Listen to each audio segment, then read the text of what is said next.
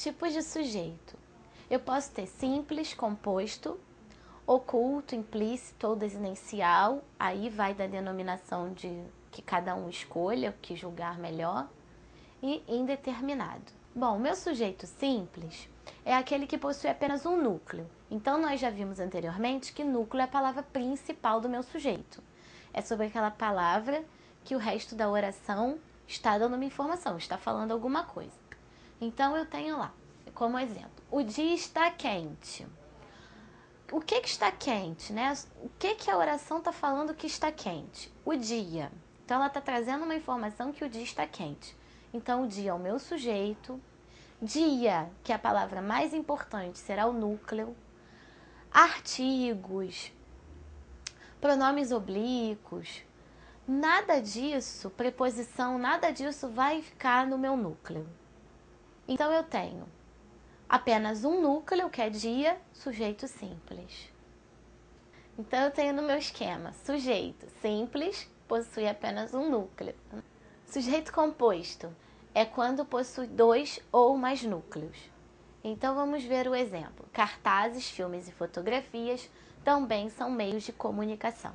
Então, a frase está me dando uma informação que o que são meios de comunicação, né? Cartazes, filmes e fotografias. Então, a minha oração está falando de cartazes, filmes e fotografias. Então, aí, eu tenho 3 núcleos. Cartazes é o primeiro núcleo, filme é outro núcleo e fotografia é outro núcleo. Esse E não entra no meu núcleo, só faz parte do meu sujeito.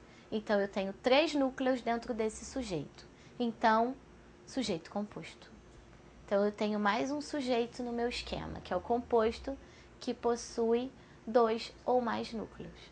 Agora, eu tenho o sujeito implícito, oculto ou desinencial.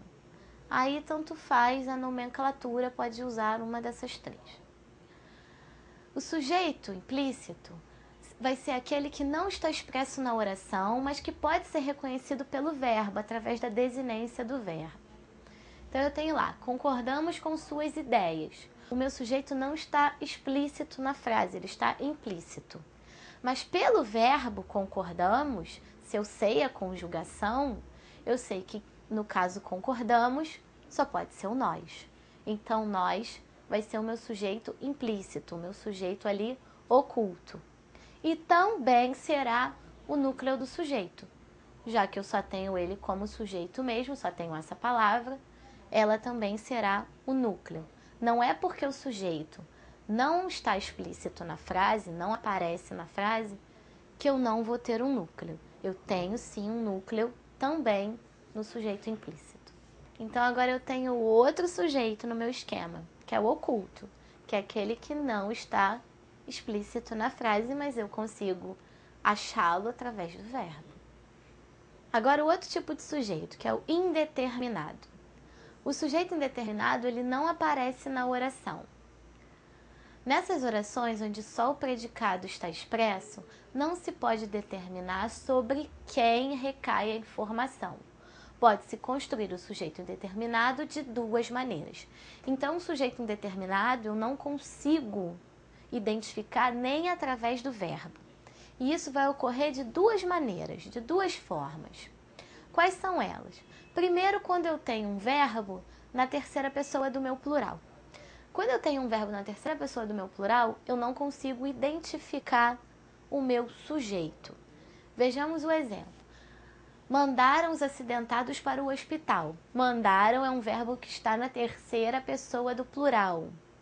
Então, sujeito indeterminado. Mas cuidado com esse sujeito indeterminado. Não é porque o verbo, toda vez que eu tenho um verbo na terceira pessoa do plural, que o meu sujeito será indeterminado. Às vezes esse sujeito pode estar na ordem indireta, como nós já vimos anteriormente. E a segunda maneira que pode ocorrer o sujeito indeterminado é quando eu tenho um verbo na terceira pessoa do singular, mais o pronome ser. Então eu tenho lá, precisa-se de carpinteiro. Verbo na terceira pessoa do singular, mais ser. Então eu tenho sujeito indeterminado, com verbo na terceira do plural ou terceira do singular, mais pronome ser. Precisa-se de carpinteiros. verbo terceira pessoa do singular mais pronome ser. Então eu tenho mais um sujeito, o indeterminado, que eu posso ter colocando o verbo na terceira do plural ou com o verbo na terceira do singular mais o pronome ser. Quer fazer a falha nossa do ano? Nossa, não tá... Ih, tá gravando. Você, Mayara, não vai ter falha nossa minha pra colocar, porque a aula é muito grande.